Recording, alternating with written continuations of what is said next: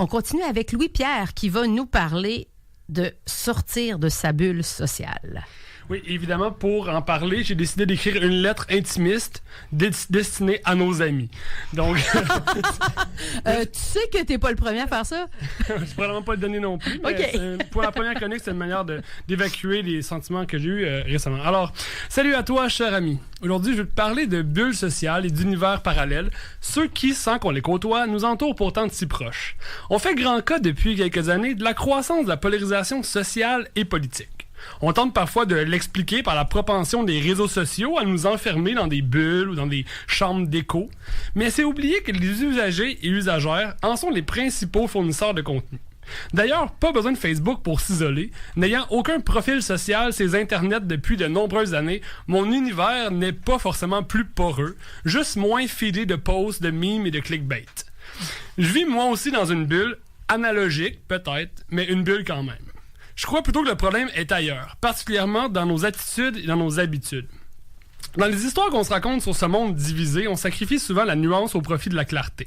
Il doit y avoir un nous et un eux ou elles, des bons et des méchants, comme en parlait Vincent à l'instant, ou au moins des gens qui ont tels intérêts et ceux qui ont les intérêts contraires.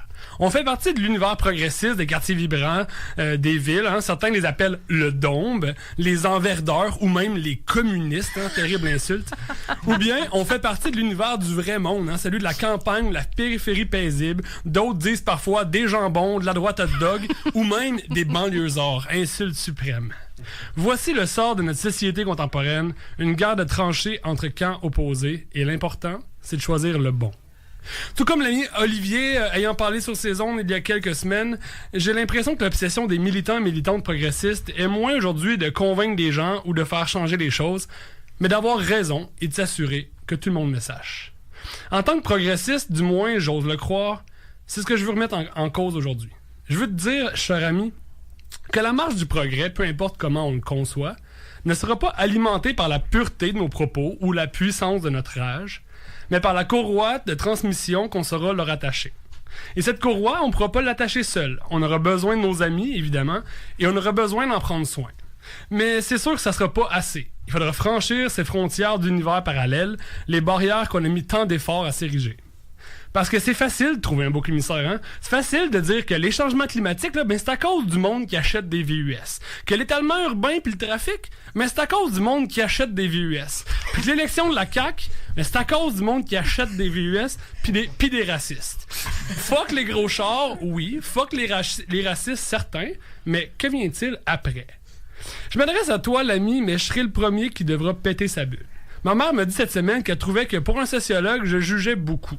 Quand j'ai raconté, mon frère m'a expliqué que ça faisait tellement longtemps que je traînais avec l'élite de gauche que j'étais peu habitué de parler avec le monde ordinaire. Ouch! C'est pour ça que j'ai en parlé aujourd'hui sur les ondes de Sequoia. Salut à toi. Petite claque d'en face, pleine de tendresse et de complicité comme celle de mon frère, que je te tends à ma façon. J'en appelle au courage de sortir de nos bulles, quelles qu'elles soient. Pour faire le pont avec les autres univers, il va falloir commencer par les comprendre. Les comprendre pour de vrai, ça va vouloir dire être de bonne foi, de se plonger dans la complexité de leur monde et surtout, de remettre à l'ordre du jour le système qu'on critique tant par ailleurs. Ces gens en font partie, bon gré ou mal gré, eux et elles. Pour faire le pont avec les autres univers, il va falloir apprendre à leur parler. Leur parler pour de vrai, ça va vouloir dire utiliser un autre vocabulaire qui est pas juste inclusif en genre et en nombre, mais en sens. Pour apprendre les mots de mon ami Pierre-Élie, on peut bien s'exciter, hurler, insulter et se battre. Nos mondes demeureront hors de portée tant que les mots ne seront pas partagés.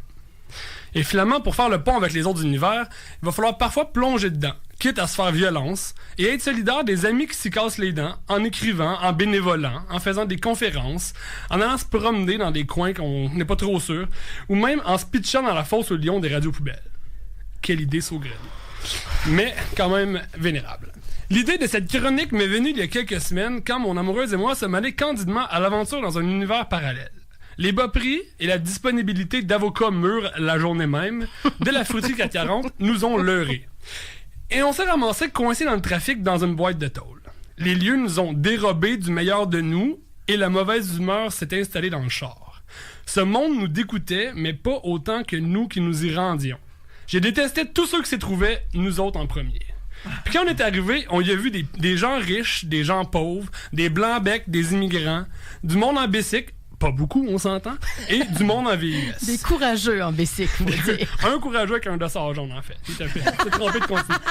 Il y avait là du monde provenant de plein d'univers qui se rendait là pour plein de raisons. En fait, surtout pour la même raison que nous, acheter des légumes frais, pas chers, pour nourrir le monde qu'on aime. Au dégoût du lieu, s'en est suivi en moi le dégoût de mon dégoût.